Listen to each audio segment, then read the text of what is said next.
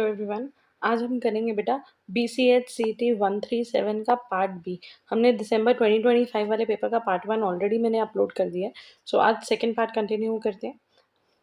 So basically the first question is state Boyle's law, जिसमें हमें Boyle's law बताना है और उसका ग्राफ बताना है। Boyle's law states that pressure exerted by the gas is inversely proportional to its volume। कि जो भी गैस का प्रेशर है ना बेटा, वो वॉल्यूम के इन्वर्सली प्रोपोर्शनल है। इसका मतलब अगर वॉल्यूम ऑफ गैस बढ़ेगी तो प्रेशर कम हो जाएगा, ठीक है, for a fix amount of an idle gas at a constant temperature. लेकिन इस कंडीशन के लिए ये इंपॉर्टेंट है कि जो टेम्परेचर है वो कांस्टेंट रहे, टेम्परेचर का कांस्टेंट होना इंपॉर्टेंट है, ठीक है। अगर आप ग्राफ देखें तो वाई एक्सेस पे हम बनाएंगे, प्रेशर प्लॉट करेंगे, एक्स एक्सेस के अलॉन्ग प्लॉट करेंगे 1/v, क्योंकि हमें ग्राफ किसका दिखाना है, P और 1/v के वर्सेस। तो क्योंकि ये इन्वर्सली प्रोपोर्शनल है तो मतलब कि ये जो है जैसे जैसे 1/v जो है वो बढ़ेगा, प्रेशर भी बढ़ेगा। एक चीज़ में कंफ्यूज नहीं होना बेटा, एक second.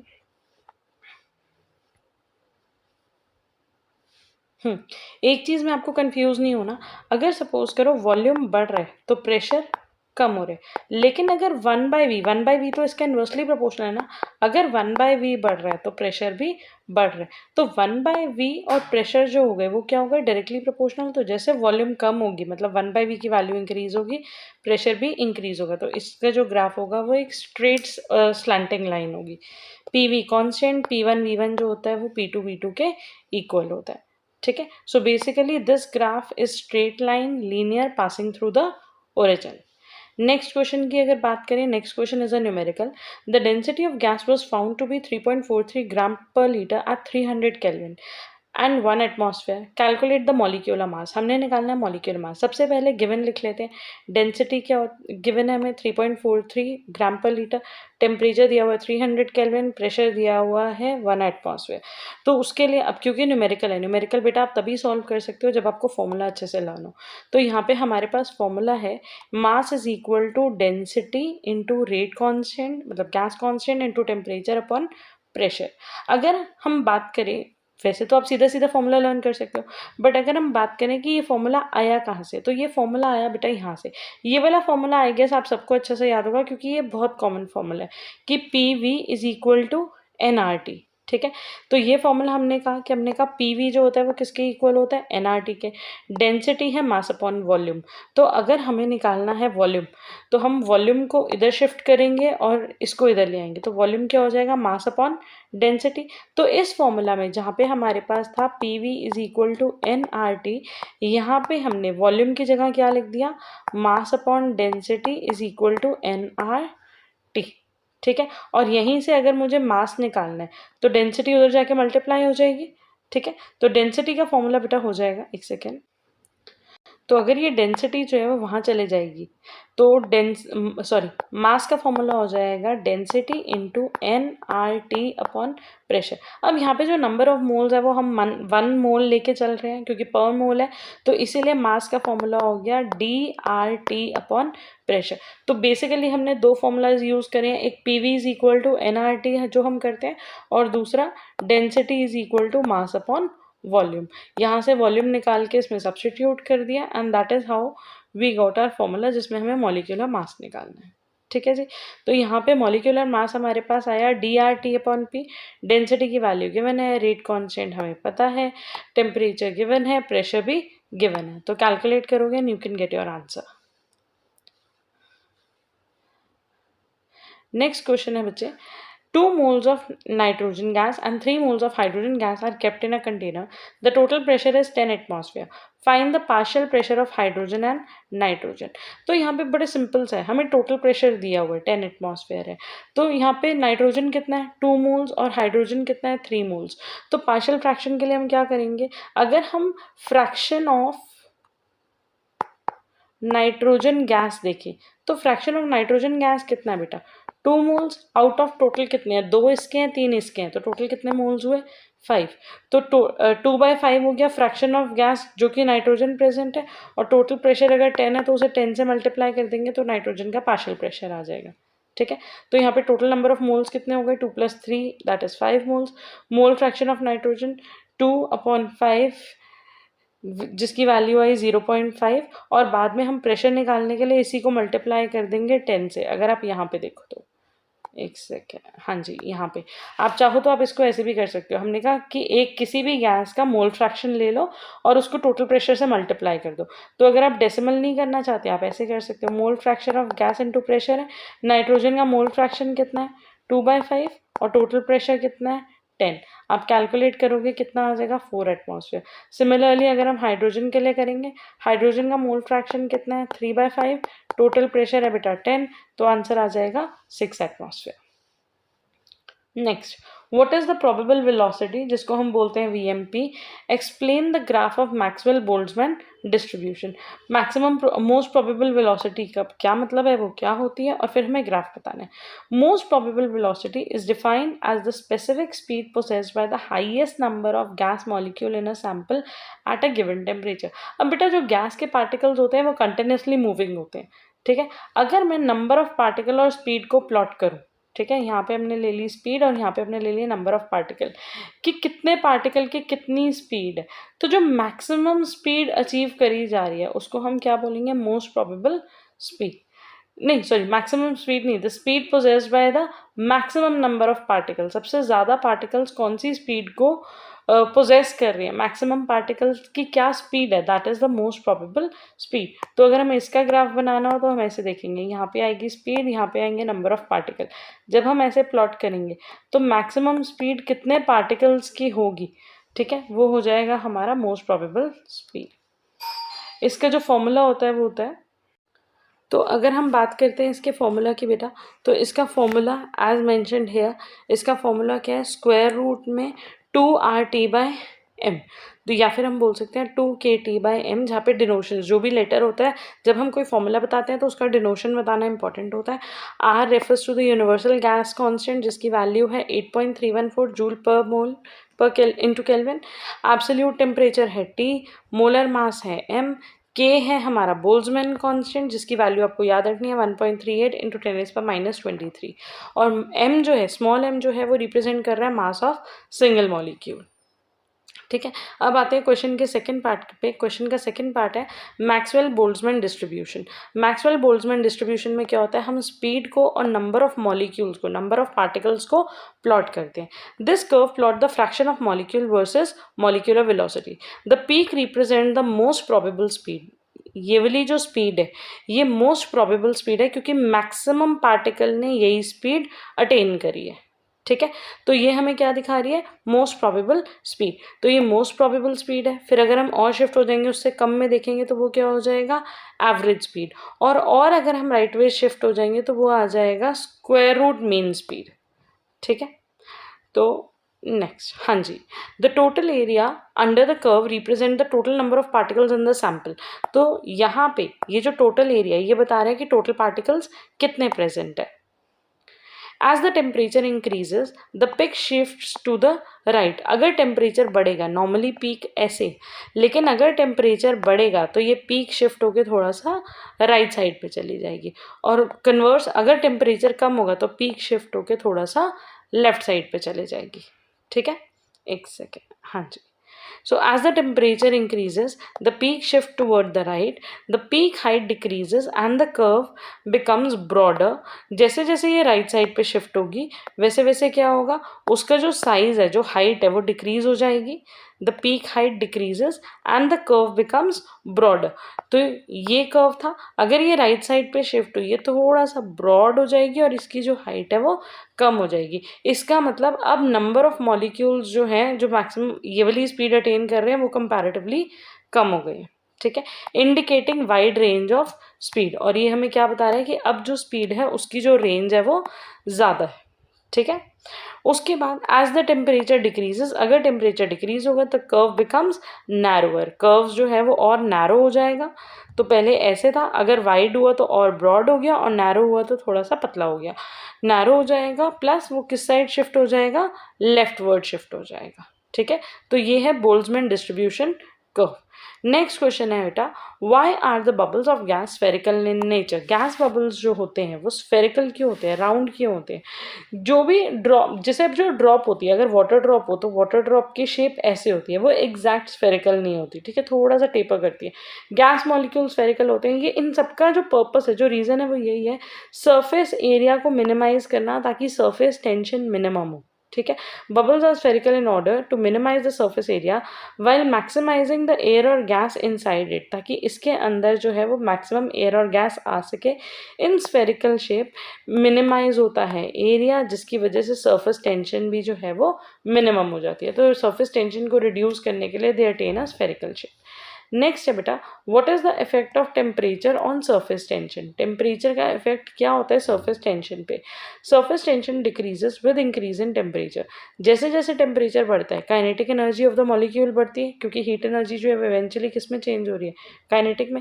Increasing weakening the cohesive forces at the surface and reducing surface tension. तो जैसे जैसे टेम्परेचर बढ़ेगा, पार्टिकल जो है वो मूव करना शुरू कर देंगे, वाइब्रेट करना शुरू कर देंगे, तो उनका जो सरफेस पे अट्रैक्टिव फोर्स था वो कम हो जाएगा, ठीक है, क्योंकि कुछ एस्केप करेंगे, कुछ में मूवमेंट शुरू हो जाएगी, जिसकी वजह से सरफेस टेंशन जो है वो रिड्यूस होगी। तो आपको याद रखना है, अगर टेम्परेचर इंक्रीज होता है तो सरफेस टेंशन डिक्रीज होती है। नेक्स्ट है बेटा, the number of drops for a certain volume of water counted in stalgometer at 293 Kelvin is 300। अगर हमने 293 केल्विन टेम्परेचर पे नंबर ऑफ ड्रॉप्स काउंट करी तो कितनी है, 300। Whereas the number of drops for the same value of ethyl alcohol is 320। Calculate the surface tension of ethyl alcohol. Water की drop जो है वो 300 है, और अगर हम उतना ही वॉल्यूम ले लेते हैं इथाइल अल्कोहल का, इथेनॉल का, तो उसकी नंबर ऑफ ड्रॉप्स है 320। तो हमें कैलकुलेट करना है कि इथेनॉल का जो सरफेस टेंशन है वो क्या होगा। अब सबसे पहले हम क्या करते हैं, क्वेश्चन का गिवन लिख लेते हैं। Number of drops of water कितनी है, 300। Number of drops of ethyl alcohol कितनी है, 320। डेंसिटी ऑफ वाटर हमें पता होनी चाहिए, जो कि होती है 0.998 kg/dm³, और इथाइल अल्कोहल की डेंसिटी होती है 0.9614 kg/dm³। Plus surface tension of water जो होती है वो भी, ये वैल्यूज़ काफ़ी बार क्वेश्चन में मेंशन भी होती है, ठीक है, तो ये होती है। अब फॉर्मूला के लिए बेटा आपको ये याद रखना है, जो सरफेस टेंशन है ना वो डायरेक्टली प्रोपोर्शनल होता है डेंसिटी के, और सरफेस टेंशन ना इन्वर्सली प्रोपोर्शनल होता है नंबर ऑफ ड्रॉप्स के, ठीक है। तो अगर मैं किसी भी सब्सटेंस का सरफेस टेंशन लिख रही हूँ, जिसको हम ऐसे गामा से डिनोट करते हैं, एक second, let me get a blank page. हाँ जी बेटा, जो सरफेस टेंशन है वो डायरेक्टली प्रोपोर्शनल होता है डेंसिटी के, सरफेस टेंशन जो है वो इन्वर्सली प्रोपोर्शनल होता है नंबर ऑफ ड्रॉप के। तो अगर मैं किसी भी सब्सटेंस का सरफेस टेंशन लिखती हूँ तो वो क्या हो जाएगा, density upon number of drops, ठीक है। अब अगर मैं दो सब्सटेंसेस ले रही हूँ, एक मैंने लिया सरफेस टेंशन ऑफ वाटर और दूसरा मैंने ले लिया कोई भी surface tension of substance x, तो यहाँ पे इसका फॉर्मूला क्या बनेगा, अगर हम वाटर का लिखेंगे तो यहाँ पे डेंसिटी ऑफ वाटर आएगी ऊपर और number of molecules of water आएंगे नीचे, और जो भी एक्स सब्सटेंस लिया है उसकी डेंसिटी आएगी नीचे और उसके नंबर ऑफ मॉलिक्यूल्स आ जाएंगे ऊपर, ठीक है। तो आपको ये याद रखना है कि ये फॉर्मूला किस हिसाब से बना है। सरफेस टेंशन का फॉर्मूला होता है D/N। तो अगर हम दो सब्सटेंस का रेशियो ले रहे हैं तो हम इस तरीके से ले सकते हैं, ठीक है। Now coming back to the formula. हाँ जी बेटा, तो अगर आप देखो, surface tension of 1/2 is equal to N2 ρ1, ये P डेंसिटी को हम रो से नोट करते हैं, N2 into P1/N1 into P2, जिसका अगर मैंने ऊपर Y1 लिखा है तो डेंसिटी ऑफ 1 ऊपर है, नंबर ऑफ मॉलिक्यूल्स ऑफ 1 नीचे, ठीक है। और अगर मैंने सरफेस टेंशन ऑफ 2 नीचे लिखा है तो डेंसिटी ऑफ 2 नीचे और नंबर ऑफ मॉलिक्यूल्स ऑफ 2 ऊपर है, क्योंकि ऑपोजिट हो जाता है, ठीक है। अब यहाँ पे 1 को हम ले रहे हैं वाटर, तो हमने वाटर की सरफेस टेंशन पुट कर दी, वाटर की डेंसिटी पुट करी, वाटर के नंबर ऑफ मॉलिक्यूल्स पुट कर दी, और फिर सेकंड सब्सटेंस इथाइल अल्कोहल जिसका हम निकाल रहे हैं उसकी हमने डेंसिटी पुट कर दी और उसके हमने नंबर ऑफ मॉलिक्यूल्स पुट कर दिए। अब this is all basically calculation कि हमने इसको शिफ्ट करा और बाकी टर्म्स को शिफ्ट करके we get the answer, okay जी। नेक्स्ट है, illustrate the formation of tetrahedral void and octahedral void. हमें टेट्राहेड्रल वॉइड और ऑक्टाहेड्रल वॉइड बनता कैसे है, हमें सबसे पहले ये समझना है। बेटा एक ये पिक्चर देखो, वॉइड का मतलब होता है गैप। टेट्राहेड्रल वॉइड कब बन रहा है? बेसिकली अगर इधर 3 पार्टिकल्स और ऊपर एक पार्टिकल है, ठीक है, तो इनके बीच का जो गैप होगा ना, वो बनेगा टेट्राहेड्रल वॉइड। ऑक्टाहेड्रल वॉइड में क्या है, नीचे 3 मॉलिक्यूल्स हैं और ऊपर और 3 मॉलिक्यूल्स अटैच हो गए, तो इनके बीच में जो गैप बनेगा, जो एक वेकेंट स्पेस बनेगी, वो क्या हो जाएगा?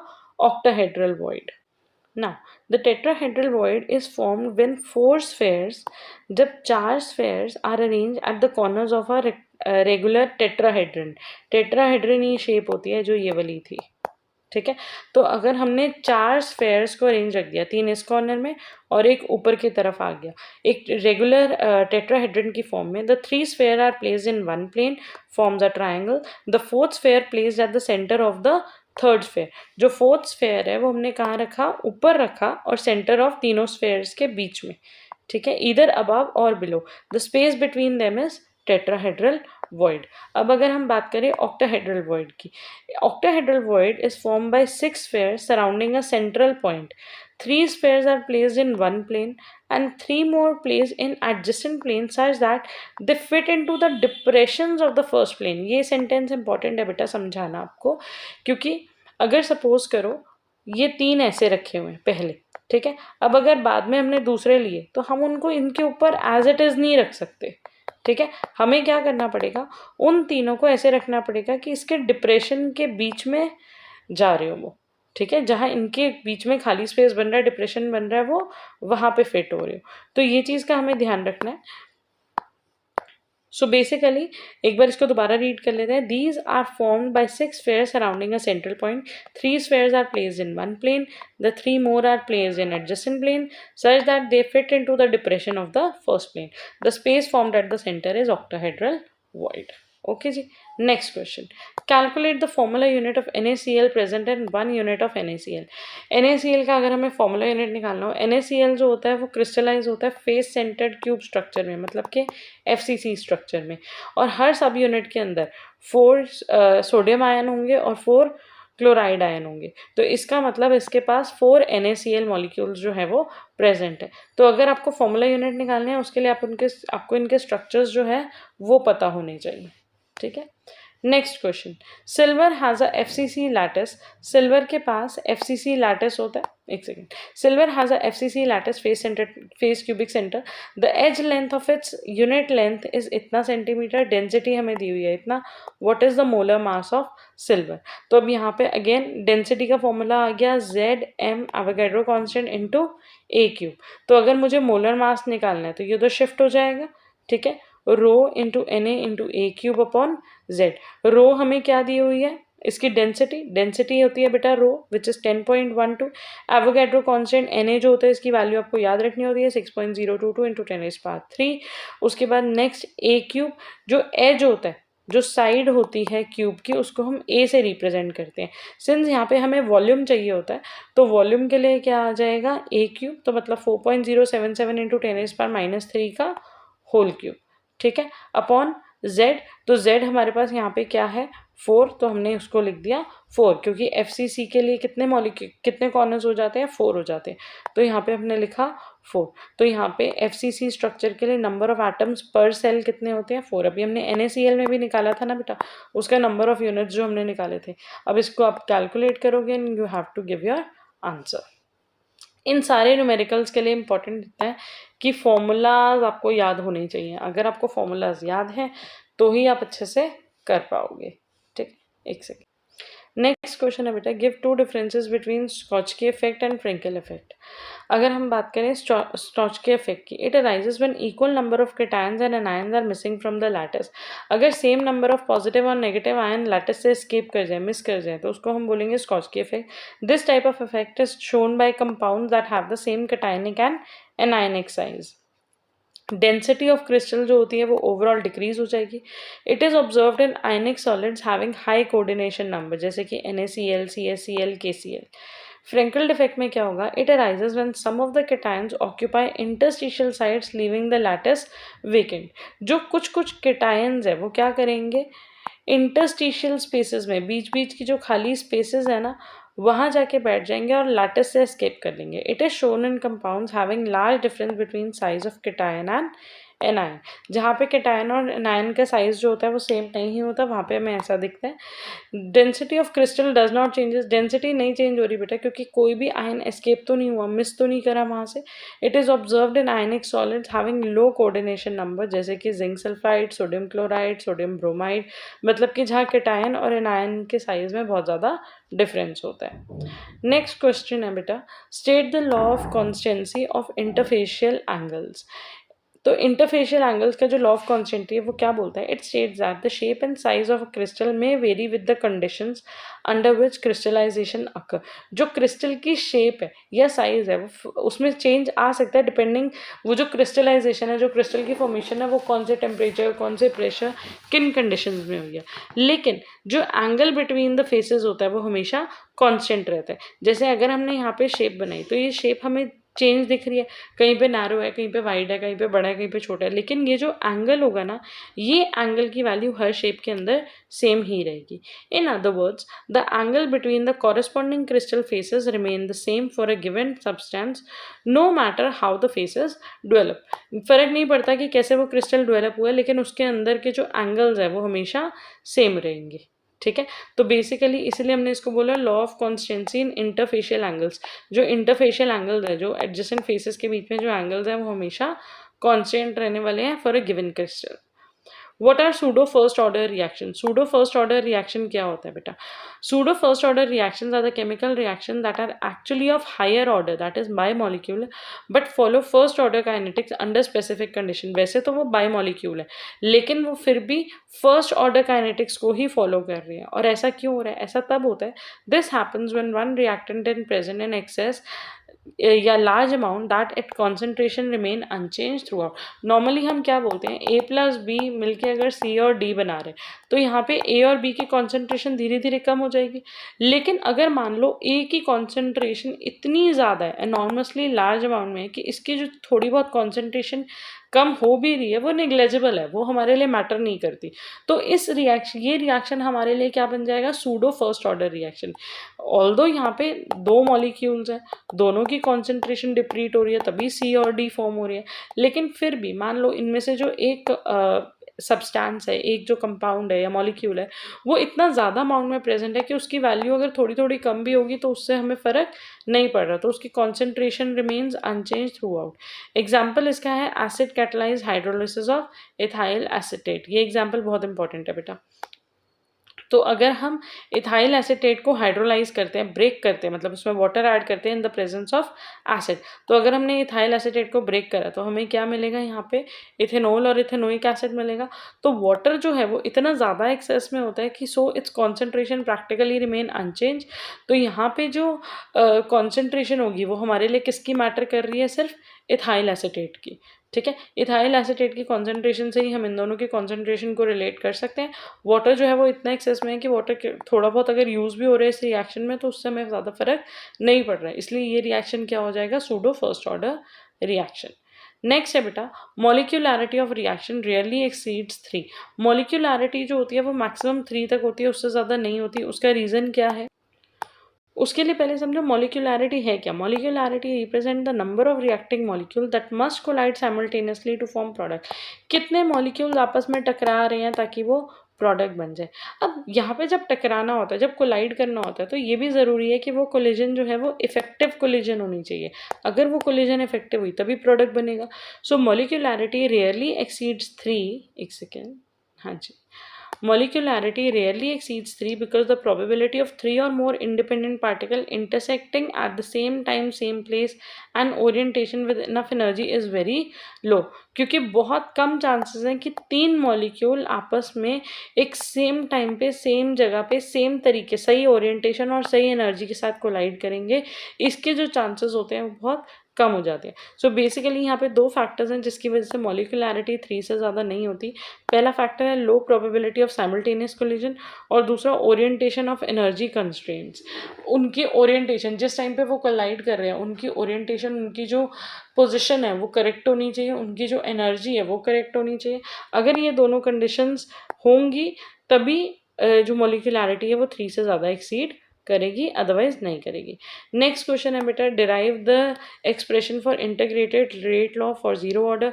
तो अगर ए जो है वो पी में कन्वर्ट हो रहा है तो धीरे धीरे ए का रेट कम हो रहा है, उसको हम कैसे डिनोट कर सकते हैं इस रेट लॉ को, minus D A by D T. Minus sign इसलिए लगा क्योंकि यहाँ पे जो है वो उसकी कॉन्सेंट्रेशन कम हो रही है, तो minus D A by D T नहीं, माइनस डी ए बाई ए, उसकी इनिशियल कॉन्सेंट्रेशन कितनी थी, ठीक है।